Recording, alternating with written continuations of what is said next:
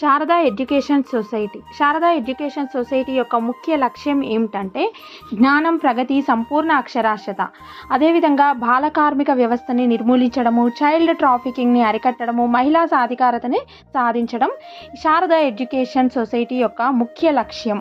పట్నం కమల మనోహర్ గారు వారి అమ్మ నాన్న స్వర్గీయులు పట్నం పద్మయ్య శారదాదేవిల పేరు మీదుగా శారదా ఎడ్యుకేషన్ సొసైటీని 2006లో స్థాపించి ఎంతోమంది నిరుపేద విద్యార్థులకి, చదువులు ఆపేసిన విద్యార్థులకు ఎంతో సహాయం అందించడం జరిగింది.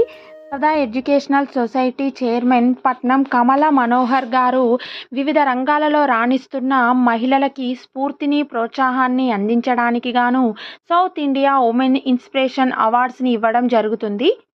ఈ సౌత్ ఇండియా ఉమెన్ ఇన్స్పిరేషన్ అవార్డ్స్కి నామినేషన్ 5th జనవరిలోపు నామినేషన్ చేసుకోవాల్సిందిగా కోరుతున్నాము. నామినేషన్ కొరకు పైన ఇచ్చిన నెంబర్కి కాంటాక్ట్ అవ్వండి, మీకు అన్ని విషయాలు తెలుస్తాయి.